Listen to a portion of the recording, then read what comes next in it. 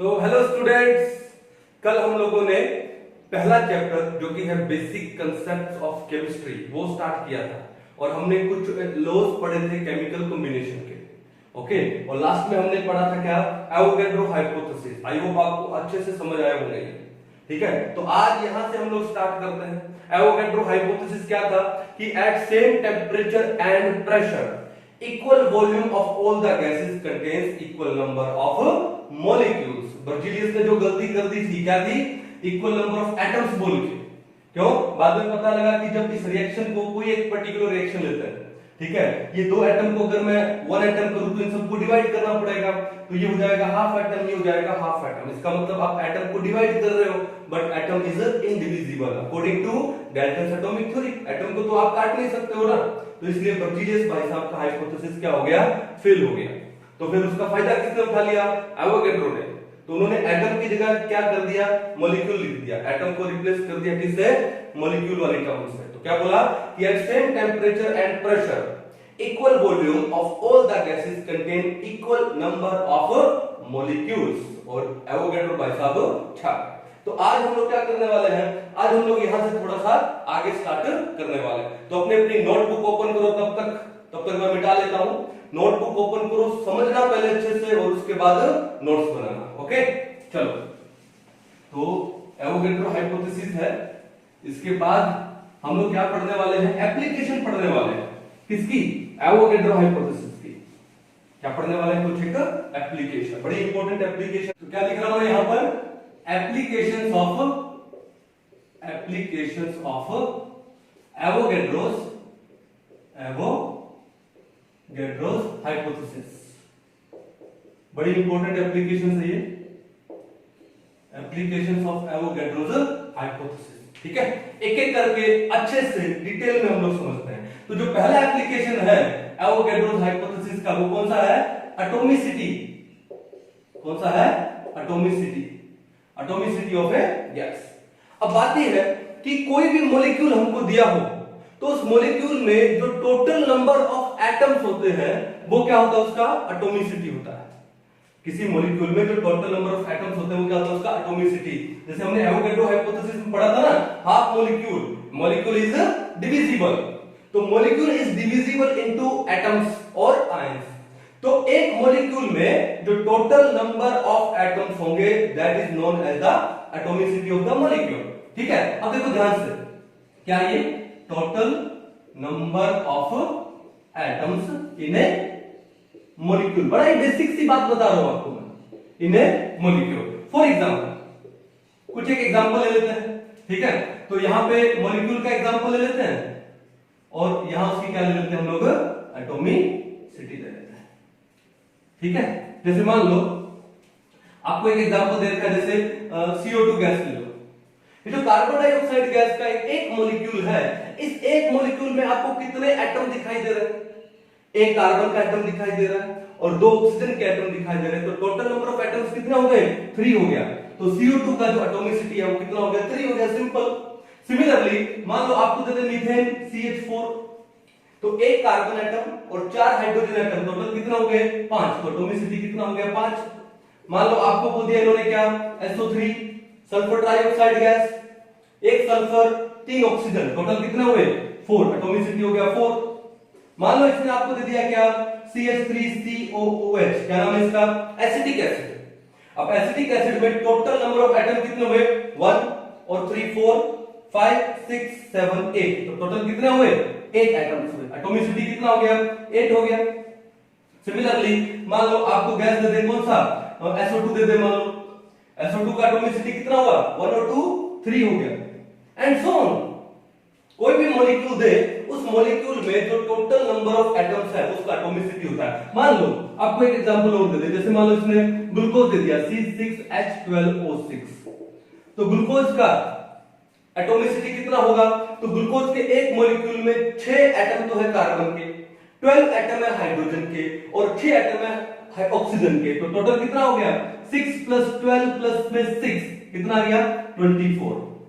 तो ग्लूकोज का एटॉमिसिटी कितना होता है, 24 होता है। मान लो आपको इन्होंने दे दिया क्या, सुक्रोज C12H22O11, क्या दे दिया, ये सुक्रोज। ये घरों में जो शुगर हम लोग खाते हैं, केन शुगर बोलते हैं इसको, तो सुक्रोज का एटॉमिसिटी कितना है, तो देखो सुक्रोज के एक मॉलिक्यूल में there are 12 atoms of carbon, 22 atoms of hydrogen and 11 atoms of oxygen.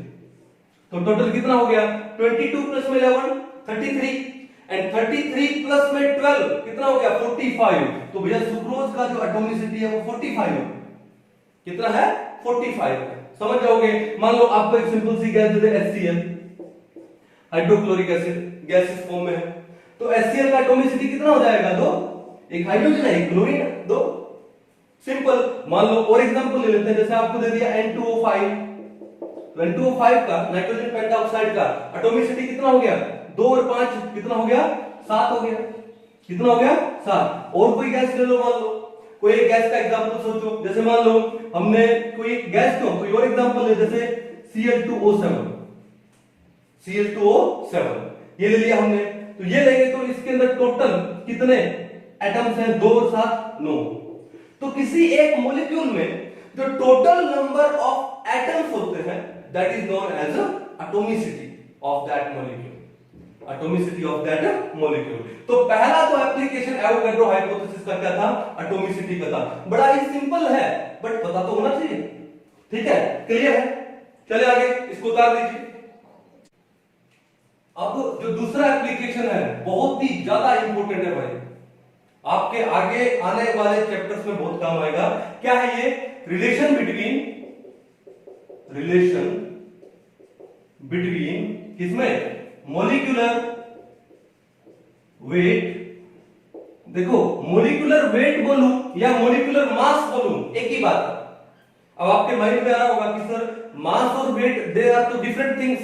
Physics में पढ़ा, क्या पढ़ा फिजिक्स में, कि जो मास है क्या होता है m, और जो वेट है वो क्या होता है mg। तो सर मास और वेट तो डिफरेंट होता है, तो हम यहां पे मॉलिक्यूलर वेट बोले या मॉलिक्यूलर मास बोले, ये सेम कैसे हुआ।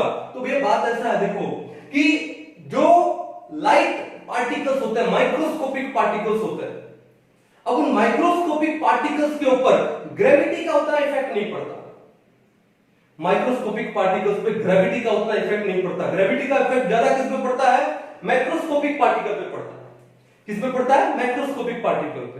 पहली बात तो ये मास क्या होता है, what is mass, mass is the content of the body. किसी भी बॉडी का जो कंटेंट है वो क्या होता है, मास होता है। जैसे मैं मेरा एग्जांपल ले लूं, अब मेरी बॉडी का जो कंटेंट है वो मास है। अब अगर मैं अर्थ पे हूं तो भी यही कंटेंट रहने वाला है, अगर मैं मून में चला जाऊं तो भी वही कंटेंट रहने वाला है, और अगर मैं मार्स पे चला जाऊं तो भी क्या रहने वाला है, यही कंटेंट। ऐसा तो नहीं ना कि मून पे चला जाऊंगा तो मेरी हाइट कोई 12 फीट हो जाएगी, या मार्स पे चला जाऊंगा तो मैं कोई 4 फीट का हो जाऊंगा, ऐसा तो नहीं। Content remain same, mass remain same. In short mass is constant, mass is constant, वो ग्रेविटी पे उसका इफेक्ट नहीं होता। फिर वेट के साथ में, वेट में m के साथ में क्या आ गया, g आ गया। g बोले तो ग्रेविटी। अगर वेट मान लो अर्थ पे मेरा 60 kg है, आपने पढ़ा है छोटी क्लासेस में कि अर्थ पे अगर वेट 60 kg है तो मून की ग्रेविटी कम होती है, तो मून पे वही वेट कितना हो जाएगा, 1/6 हो जाएगा। 1/6 ऑफ 60 कितना है, 10 kg हो जाएगा। इसका मतलब क्या है कि अब मैंने मेरा एग्जांपल लिया and I am a macroscopic particle, macroscopic body. तो मैक्रोस्कोपिक बॉडी पे ग्रेविटी का इफेक्ट पड़ेगा, लेकिन जो माइक्रोस्कोपिक पार्टिकल्स है, स्मॉल पार्टिकल्स है, ग्रेविटी का इफेक्ट इतना नहीं पड़ेगा, ऑलमोस्ट मैं बोल दूं नेग्लिजिबल। तो इसलिए मैं यहां पर मॉलिक्यूलर वेट बोलूं या मॉलिक्यूलर मास बोलूं एक ही बात होगी। डिफरेंस क्लियर हो आप लोगों को, ठीक है। तो अब सेकंड क्या पढ़ने वाले हम लोग, relation between molecular weight and vapour density, and vapour density बहुत इंपॉर्टेंट है भाई ये, एंड वेपर डेंसिटी। क्लियर है, ठीक है। आराम से समझेंगे, बड़े डिटेल में समझेंगे, लेकिन पहले मैं आपको ये रिलेशन बता ही देता हूं कि रिलेशन है क्या। कहते हैं कि ये जो मॉलिक्यूलर मास होता है या मॉलिक्यूलर वेट होता है, it is equal to 2 into में वेपर डेंसिटी, 2 इनटू में वेपर डेंसिटी। या फिर जो वेपर डेंसिटी वो क्या हो जाएगी, ये 2 यहां डिवाइड में चला जाएगा, molecular weight upon weight. Vapour density क्या हो जाएगी, मॉलिक्यूलर वेट अपॉन में 2। ये बात समझ आ गई आपको। अब बात होती है कि सर ये रिलेशन कहां से आया, हमको रटना थोड़ी है। चैप्टर का नाम क्या है, बेसिक कंसेप्ट ऑफ केमिस्ट्री। तो हमको कंसेप्ट तो पता होना चाहिए। तो हम लोग कंसेप्ट जानते हैं कि ये फॉर्मूला आया कहां से, ठीक है। तो ध्यान से देखो कि वेपर डेंसिटी क्या होती है, vapour density of a gas क्या होती है। अगर किसी गैस की डेंसिटी को मैं हाइड्रोजन गैस की डेंसिटी से रिलेट कर दूं तो उसको हम लोग क्या बोलते हैं, वेपर डेंसिटी बोलते हैं। अगर किसी गैस की डेंसिटी को means density of a gas upon क्या हो जाएगा, डेंसिटी ऑफ हाइड्रोजन। अगर किसी गैस की डेंसिटी को मैं हाइड्रोजन गैस की डेंसिटी से रिलेट कर दूं तो वो क्या होता है, वेपर डेंसिटी होती है उस गैस की। क्वेश्चन उठता है कि सर हाइड्रोजन की डेंसिटी से ही क्यों रिलेट किया, कार्बन डाइऑक्साइड की डेंसिटी से क्यों नहीं रिलेट किया, ऑक्सीजन की डेंसिटी से क्यों नहीं रिलेट किया, मीथेन की डेंसिटी से क्यों नहीं रिलेट किया, हाइड्रोजन ही क्यों दिखा आपको। तो हाइड्रोजन इसलिए दिखा क्योंकि hydrogen is the lightest element of the periodic table. Periodic table का लाइटेस्ट एलिमेंट है जिसका जो एटॉमिक नंबर कितना है, 1 है, और एटॉमिक मास भी कितना है, 1 है, यूनिट है भैया। तो हमने इसको यूनिट से रिलेट किया है। जैसे मैथ में जब आप न्यूमेरिकल करते हो तो क्या करते हो, कैलकुलेशन इजी करने के लिए कि भाई इतने में इतना तो 1 में इतना, 1 यानी यूनिट में इतना, क्योंकि 1 इज द स्मॉलेस्ट नंबर, 0 तो सब 0 हो जाएगा। तो अगर किसी गैस की डेंसिटी को अगर मैं यूनिट से रिलेट कर दूं, यूनिट बोले तो हाइड्रोजन, हाइड्रोजन की डेंसिटी से रिलेट कर दूं तो क्या हो जाएगा, वेपर डेंसिटी होता गैस हो जाएगा। ये बात समझ आ गई। अब बात ये होता है कि डेंसिटी क्या होती है sir, density is equal to mass upon volume, सब जानते हो डेंसिटी क्या होती है, मास अपॉन वॉल्यूम। तो डेंसिटी ऑफ द गैस क्या हो जाएगा, mass of the gas upon volume of the gas, या मैं लिख दूं mass of certain v volume, क्या लिख दूं, it is equal to mass of certain. अब वो सर्टेन कितना है वी डोंट नो, तो इसलिए हमने क्या लिख दिया, v certain v litre volume, क्या लिख दिया हमने, मास of certain v litre volume. और तो डेंसिटी ऑफ हाइड्रोजन क्या हो जाएगी, ये भी सेम ही हो जाएगी क्या, mass of hydrogen of certain v litre volume. ये बात समझ आ गई कि नहीं। अब मान लो let there are n molecules in this v volume, इस v लीटर वॉल्यूम में नंबर ऑफ मॉलिक्यूल्स तो होंगे ना, मान लो वो n नंबर ऑफ मॉलिक्यूल्स है। Let there are n number of molecules, n number of molecules किसमें, in v litre volume, in v litre volume. तो क्या होगा, तो हम लोग क्या लिख देंगे कि जो वेपर डेंसिटी है Vd it is equal to क्या लिखेंगे, mass of gas, mass of gas of certain, certain क्या, of n molecules, of n molecules. उस v लीटर वॉल्यूम में कितने मॉलिक्यूल मान लिए हमने, n मॉलिक्यूल्स मान लिए, तो हमने क्या लिख दिया, mass of n molecules, mass of gas of n molecules upon mass of hydrogen of, ये भी क्या हो जाएगा, n मॉलिक्यूल्स। कोई दिक्कत है समझने में, नहीं ना। अब ये n मॉलिक्यूल्स कितने हैं, 1 2 3 4 वी डोंट नो, मान लो 1 मॉलिक्यूल मान लो, क्योंकि हमको क्या निकालना है, मॉलिक्यूलर वेट, और मॉलिक्यूलर वेट क्या होता है, weight of 1 molecule, mass of 1 molecule. तो हम लोग n का नंबर कितना ले लेंगे, 1 ले लेंगे, तो ये क्या आ जाएगा, it is equal to mass of gas of 1 molecule upon mass of hydrogen of 1 molecule. ये बात क्लियर है। अब देखो यहां पे ये क्या लिखूं मैं, मास ऑफ गैस ऑफ 1 मॉलिक्यूल क्या हो जाएगा, उस गैस का मॉलिक्यूलर वेट क्या हो जाएगा, molecular weight of the gas, molecular weight of gas upon mass of hydrogen है का, किसका, ऑफ 1 मॉलिक्यूल। अरे भाई हाइड्रोजन के एक एटम का मास कितना होता है, 1 होता है, तो ये तो मॉलिक्यूल H2 डायटोमिक है, तो उसका मास कितना हो जाएगा, 2 क्या, ग्राम या यू, तो 2U होता है। यू का मतलब होता है यूनिफाइड मास। हाइड्रोजन के एक मॉलिक्यूल का मास कितना होता है? 2U। ठीक है, mass of one molecule of H2 कितना होगा? 2U होगा। या फिर मैं इसको क्या बोलूंगा? 2AMU। क्या बोलेंगे इसको? 2AMU। अब AMU क्या होता है? एटॉमिक मास यूनिट होता है। AMU क्या होता है? Atomic mass unit. ठीक है, अब U को क्या बोलते हैं? यूनिफाइड मास बोलते हैं। तो पहले एटॉमिक मास यूनिट बोलते थे, आजकल यूनिफाइड मास बोलते हैं, एक ही बात है। अब सर ये AMU क्या होता है? तो इसके बाद हम लोग पढ़ने वाले हैं मोल कॉन्सेप्ट। मैं आपको डिटेल में बताऊंगा कि ये AMU या U क्या होता है, इसकी क्या वैल्यू होती है, कहां से आता है, मैं डिटेल में बताऊंगा। तो एक बार मान लो कि हाइड्रोजन के एक मॉलिक्यूल का मास कितना होगा? 2 होगा। क्या होगा? 2। तो मैं डिवाइडेड बाय में क्या कर दूं? 2 कर दूं। तो आपके पास वेपर डेंसिटी क्या आ गई? Vapour density of a gas क्या आ गई? मॉलिक्यूलर वेट अपॉन में 2। तो ये तो पढ़ रहे थे, वेपर डेंसिटी किसके इक्वल है? Molecular weight upon 2। इस 2 को यहां मल्टीप्लाई में ले जाओ तो molecular weight of the gas कितना जाएगा? 2 इनटू में वेपर डेंसिटी। क्या जाएगा? 2 इनटू में वेपर डेंसिटी। सिंपल। तो ये था हमारा relation between molecular weight and vapour density. I hope समझ आया होगा। एक बार इसको नोट कर लो। आया समझ में अच्छे से? मिटा दिया जाए इसको। चलिए, तो हमारे पास क्या आ गया कि जो मॉलिक्यूलर मास है, मॉलिक्यूलर वेट है, it is equal to 2 into vapour density, या वेपर डेंसिटी क्या होती है? मॉलिक्यूलर वेट बाय में 2 होती है। ये कहानी क्लियर है? अब जैसे मान लो एग्जाम में क्वेश्चन आ जाता है, ठीक है, बड़ा सिंपल सा है क्वेश्चन। तो क्या आएगा कि आपको किसी गैस का या किसी मॉलिक्यूल का इन्होंने क्या मॉलिक्यूलर वेट नहीं दिया। तो क्वेश्चन क्या है? The vapour density of a gas, the vapour density of a gas is 22। कितना दे दिया? 22। द गैस कैन बी, तो वो गैस कौन सी हो सकती है?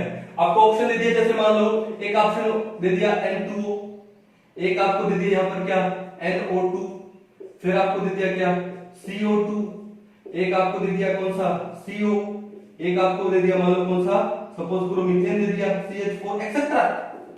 ऐसे हम लोग थोड़ा इसको क्या कर रहे हैं, अच्छे से डिटेल में पढ़ रहे हैं, क्या अप्लाई कर रहे हैं। तो अब देखो आपको वेपर डेंसिटी गैस कितना दिया है? 22 दिया है। तो उसका जो मॉलिक्यूलर वेट है, मॉलिक्यूलर वेट क्या होता है? 2 इंटू में वेपर डेंसिटी।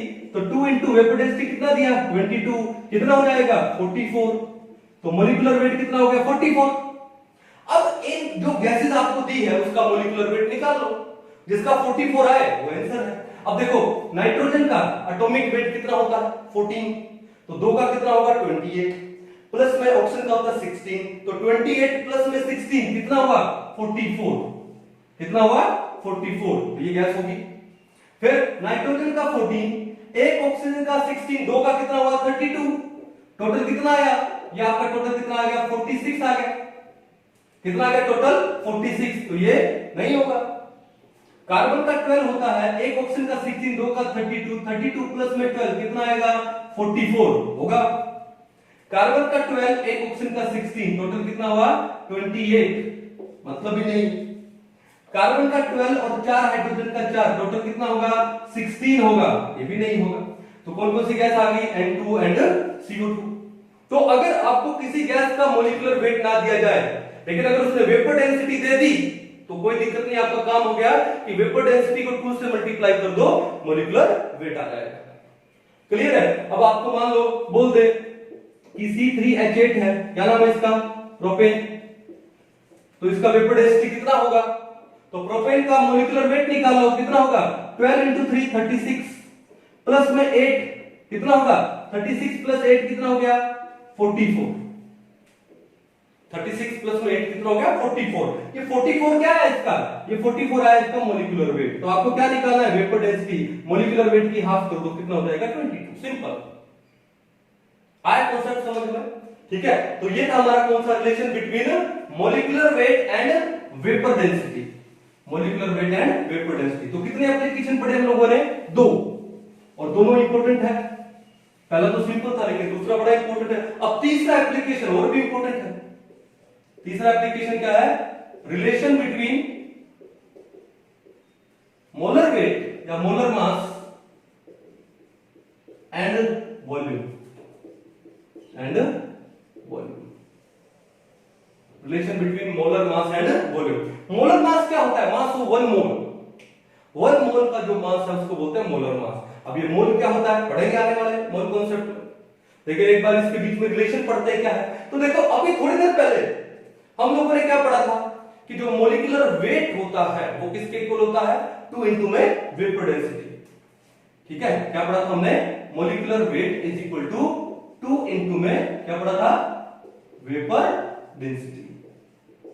पढ़ा था कि नहीं पढ़ा था? ठीक है, अब इसी रिलेशन को आगे ले जाते हैं हम लोग। क्या होगा कि 2 into वेपर डेंसिटी क्या होगी, वेपर डेंसिटी होगी क्या, density of gas upon density of hydrogen. ये तो है, वेपर डेंसिटी क्या होती है, density of a gas upon density of hydrogen. अब डेंसिटी क्या होती है, मास बाय वॉल्यूम। तो क्या लिख दूं इसको लिख दूं मैं 2 into, इसको क्या लिखूं, mass of gas upon volume या mass of a gas of certain, वहीं पर आ जाते हैं V लीटर वॉल्यूम अपॉन ये क्या हो जाएगा, mass of hydrogen of certain कितना, V लीटर वॉल्यूम। क्लियर है? अब V लीटर कितना है हमको नहीं पता, यूनिट मान लो 1 लीटर ले लो, तो मैं इसको क्या लिख दूं, इसको मैं लिख दूं 2 into mass of a gas of 1 litre volume upon में क्या हो जाएगा, mass of hydrogen of 1 litre volume. काली समझ आ गई? अब बात यह है कि किसी 1 लीटर वॉल्यूम का जो गैस है उसका मास हमको क्या पता, लेकिन नीचे वाली जो टर्म है ना, मास of hydrogen of 1 litre volume, ये हम पता लगा सकते हैं। कैसे पता लगा सकते हैं, देखो ध्यान से देखो, पहले तो वाटर के बारे में ले लो कि वाटर का जो डेंसिटी है वो कितना होता है, 1 ग्राम पर ml। मैं किसकी बात कर रहा हूं, वाटर की, बोले तो H2। तो वाटर का जो डेंसिटी है कितनी होती है, जो कि मास अपॉन में वॉल्यूम है, कितनी होती है, 1 gram per ml। 1 gram per ml का मतलब क्या हुआ कि वाटर में 1 gram is equal to 1 ml। अगर आप 1000 ml वाटर लोगे तो उसका वेट कितना होगा, 1000 ग्राम होगा। क्या होगा, 1000 ग्राम, यानी 1 लीटर पानी का अगर आप वेट करते हो तो कितना होगा, 1 किलोग्राम। अगर मैं पानी की केस में बोलूं कि 1 किलो पानी या 1 लीटर पानी, तो मैं सही हूं। लेकिन पानी क्या होता है, लिक्विड होता है, और लिक्विड में हमेशा हम लोग वॉल्यूम लेते हैं। ठीक है, तो मैं 1 किलो पानी बोलने से बढ़िया क्या लूंगा, मैं 1 लीटर पानी बोलूंगा। जैसे कई बार होता है ना, हमारे घर में दूध वाला दूध देने आता, तो हमारे मम्मी लोग अभी भी यही बोलते हैं कि 2 किलो दूध दो भैया। अब मम्मी को क्या बताएं कि वो 2 किलो, अरे दूध क्या है, वो तो लिक्विड है, तो उसको क्या बोलना चाहिए, 2 लीटर दूध दो भैया। लेकिन अभी भी पुराने लोग हैं वो क्या बोलते हैं, 2 किलो दूध, 10 किलो दूध, ये गाय 10 किलो दूध देती है। अरे ये बोलना चाहिए गाय 10 लीटर दूध देती है। क्यों? क्योंकि वो दूध है, सॉलिड थोड़ी दे रही है, क्या दे रही है, लिक्विड दे रही है ना। तो लिक्विड के केस में हम लोग क्या लेते हैं, वॉल्यूम लेते हैं। ठीक है, लेकिन वाटर में डेंसिटी कितना होता है, 1 ग्राम पर ml होता है, यानी वाटर का 1 ml is equal to 1 gram. But घर में आप रिफाइंड ऑयल यूज करते होंगे या फिर मस्टर्ड ऑयल यूज करते होंगे, तो अब जो ऑयल है अगर आप उसको वाटर पे डालोगे तो क्या करेगा, फ्लोट करेगा। तो जो ऑयल का डेंसिटी वाटर की डेंसिटी से कम होता है, ऑयल का डेंसिटी वाटर की डेंसिटी से कम होता है। डेंसिटी कम होने का मतलब क्या है, वॉल्यूम ज्यादा है, कि वॉल्यूम ज्यादा एक्वायर किया हुआ है। इसका मतलब अगर मैं ऑयल की बात करूं, ऑयल्स में, तो अगर डेंसिटी कम है क्योंकि वाटर पे फ्लोट करता है, तो वॉल्यूम क्या होगा, डेंसिटी कम है तो वॉल्यूम ज्यादा होगा।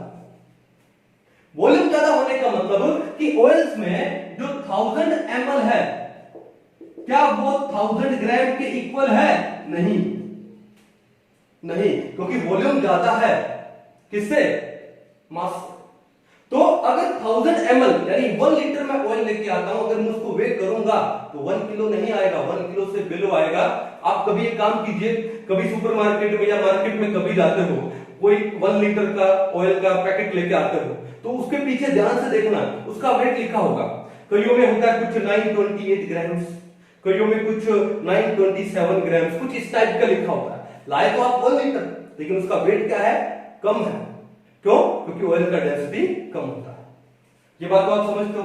अब आगे आते हैं कि ये जो हम लोगों ने हाइड्रोजन गैस ली है, तो हाइड्रोजन गैस तो बड़ी लाइट होती है, इतनी लाइट होती है कि अर्थ की ग्रेविटी भी उसको नहीं पकड़ पाती, अर्थ की ग्रेविटी भी उसको नहीं पकड़ पाती।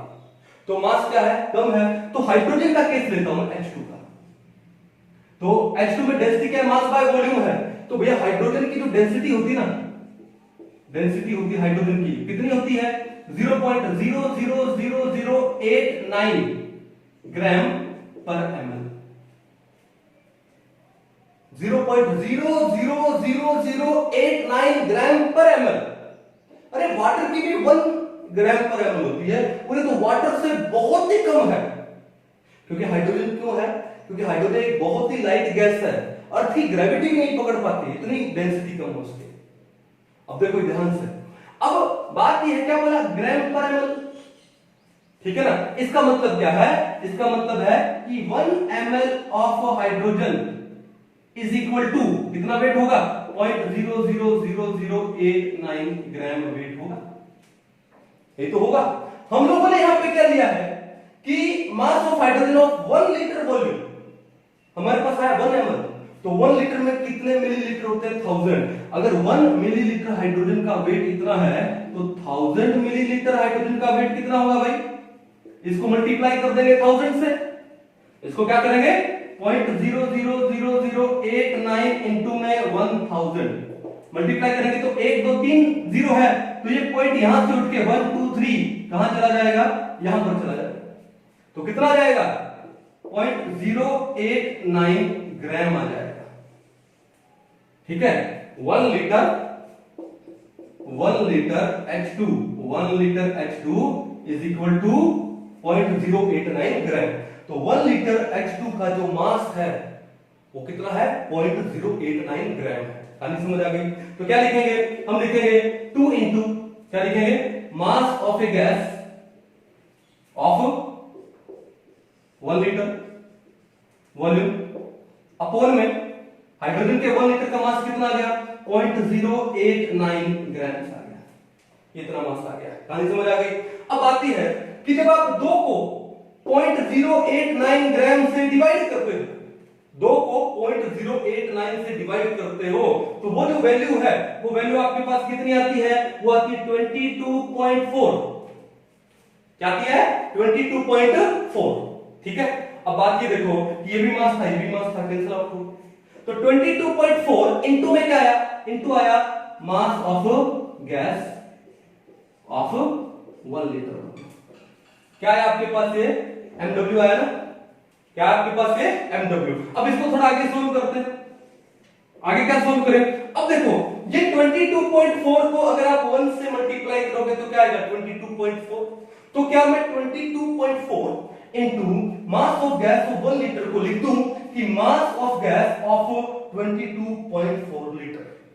तो हमारे पास ये जो mw है वो कितना आएगा, मास ऑफ 22.4 लीटर गैस लिख सकता हूं, मास ऑफ 22.4 लीटर गैस।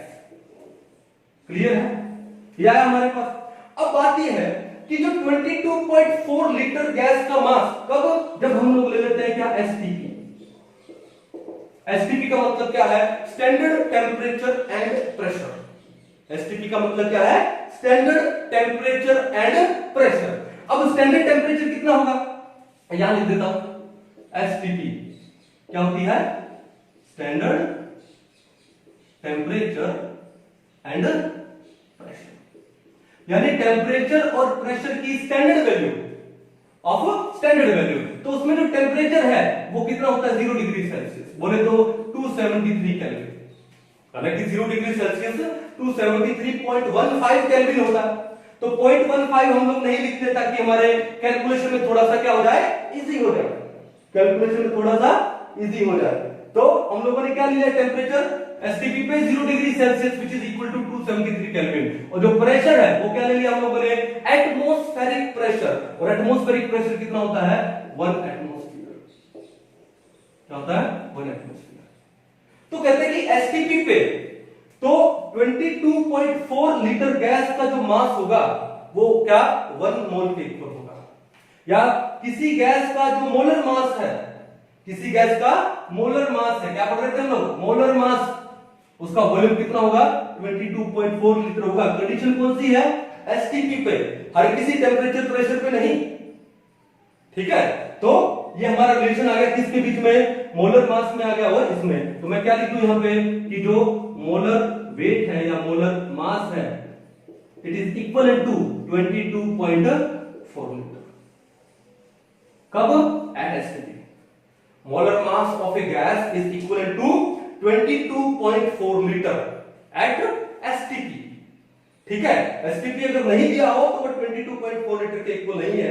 कल को टेम्परेचर बोलते हैं 100 डिग्री सेल्सियस, अरे 100 डिग्री सेल्सियस का मतलब क्या है, गैस एक्सपेंड हो गई और वॉल्यूम और ज्यादा हो गया, ठीक है, तो वॉल्यूम 22.4 लीटर से ज्यादा हो जाएगा। तो एसटीपी पे ये कंडीशन है कि जो molar mass of a gas है वो कितना होता है, 22.4 लीटर के इक्वल होता है। अब आपको समझ आ गया होगा कि 22.4 लीटर क्यों आया, 22.4 लीटर कहां से आया, दो को जब हम लोग 0.089 से डिवाइड करते हैं तब आता है 22.4 लीटर। आई थिंक आपको ये कॉन्सेप्ट अच्छे से समझ आया होगा, एक बार इसको कहा, चले आगे, अच्छे से उतार लिया होगा शायद आप लोगों ने, ठीक है। अब हम लोग आगे बढ़ते हैं, ठीक है। चलिए अब आते हैं नंबर 4 पे, फोर्थ एप्लीकेशन पे आते हैं। अब जो फोर्थ एप्लीकेशन है उसको हम लोग क्या बोलते हैं, gram molecular volume, gram molecular volume, ठीक है, सिंपल सा है। नंबर 4 क्या है, ग्राम मॉलिक्यूलर वॉल्यूम। इसको नहीं पढ़ाऊं तो भी चलेगा, GMV लिखते हैं इसको, लेकिन बेसिक बता देते हैं। अभी हम लोग ने क्या निकाला कि एसटीपी पे क्या निकाला हम लोग, एट एसटीपी,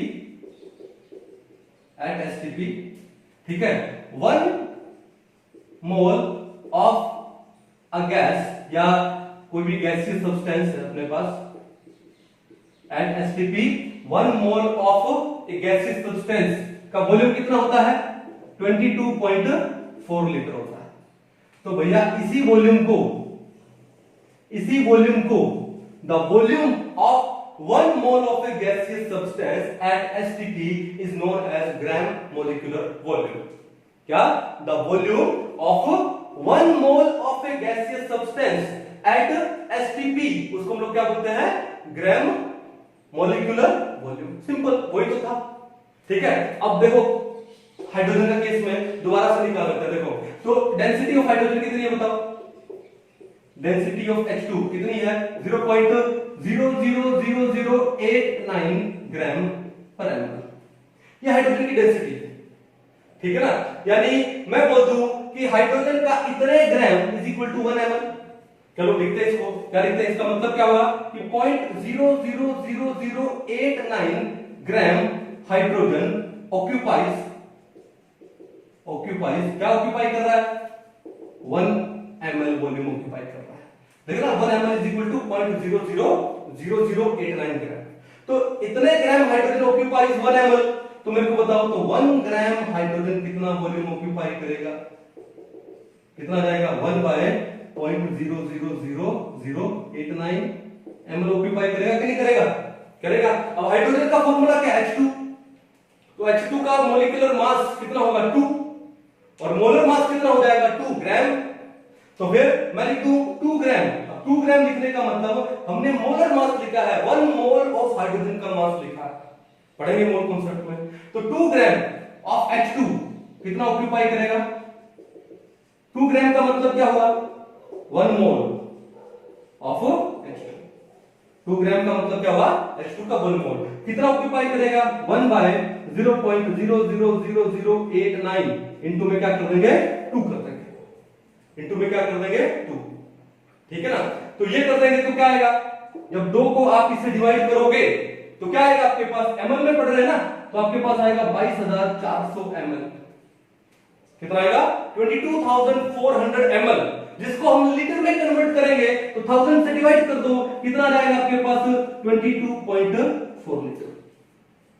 इसका मतलब क्या है कि जो 1 मोल ऑफ हाइड्रोजन है, 1 मोल ऑफ H2 का वेट कितना है 2 ग्राम, उसका वॉल्यूम कितना होता है 22.4 लीटर होता है। कब, एट एसटीपी, एट एसटीपी पे। और एसटीपी पे किसी भी गैस का 1 मोल, एनी गैस, उसका 1 मोल एसटीपी पे उसका वॉल्यूम कितना होता है 22.4 लीटर होता है।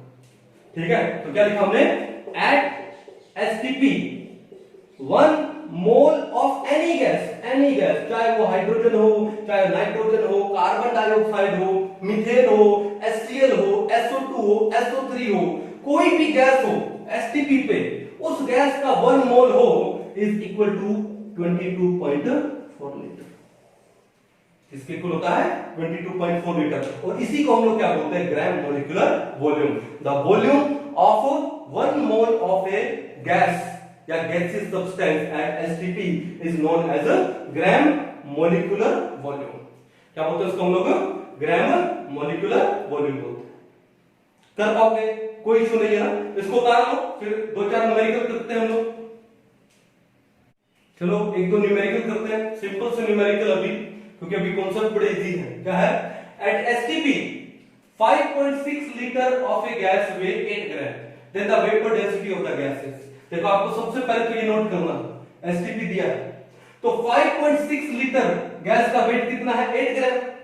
तो मेरे को बताओ कि एसटीपी पे 1 मोल ऑफ द गैस का वेट वॉल्यूम कितना होता है 22.4 लीटर। तो मैं काम करता हूं कि अगर सॉल्यूशन क्या है, अगर देखो 5.6 लीटर गैस का वेट कितना है 8 ग्राम है, तो 22.4 लीटर गैस का वेट कितना हो जाएगा बताओ, कितने टाइम्स हुआ, 4 टाइम्स हुआ ना, तो वेट का 4 टाइम्स कितना हो गया 32 ग्राम। अब ये 32 ग्राम क्या आया है, ये आया है आपका क्या, मोलर वेट या मोलर मास। क्या है, मोलर मास। तो मोलर मास आपके पास 32 आ गया।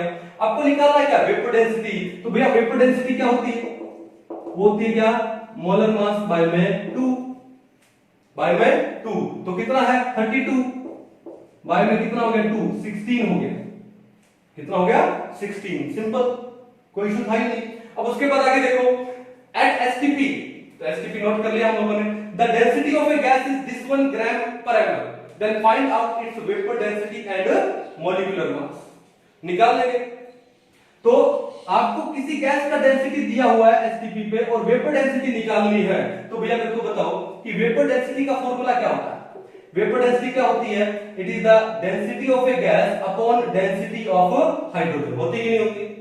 अब गैस का डेंसिटी आपको कितना दिया है 0.00445 अपॉन हाइड्रोजन का डेंसिटी आपको याद होना चाहिए कितना है, ये होता है 0.0000, आगे कितना होगा बोलिए 0.00008 ग्राम पर ml, यही होता ना। अब इसको डिवाइड करेंगे तो क्या देखो 8 5 40, 9 5 45, ठीक है ना। और देखो ये 4 यहां पर है, यहां पर नहीं है, तो ये लगभग कितना आएगा 50 आएगा। कितने पे जाएगा 50 पे। तो vapour density, find out its vapour density कितनी आ गई हमारे पास, ये हमारे पास आ गई 50। और दूसरा क्या बोलता है मॉलिक्यूलर मास, अरे molecular mass is equal to 2 into vapour density. Molecular mass क्या होता है 2 इनटू में वेपर डेंसिटी। वेपर डेंसिटी 50 है तो मॉलिक्यूलर मास कितना हो गया 100 हो गया। कितना हो गया 100। बड़े सिंपल से क्वेश्चन है, ठीक है। और क्वेश्चन आप करके देखिए, मेन क्वेश्चन आएंगे आपके किसके अंदर, मोल कॉन्सेप्ट के अंदर आएंगे, ठीक है। तो हमने अभी 4 एप्लीकेशन पढ़ी किसकी, एवोगैड्रोस हाइपोथेसिस की, आउट ऑफ विच ये जो वेपर डेंसिटी वाला है बड़ा इंपॉर्टेंट है। फिर उसके बाद 22.4 litre volume at STP 1 mole of a gas बड़ा इंपॉर्टेंट है, ठीक है। तो अच्छे से कीजिए, अच्छे से समझिए, बड़े आराम से हम लोग करेंगे, डिटेल में हम लोग करेंगे। तो आज के लिए इतना ही, नेक्स्ट लेक्चर में मिलते हैं किसमें, मोल कॉन्सेप्ट में। तब तक के लिए थैंक यू।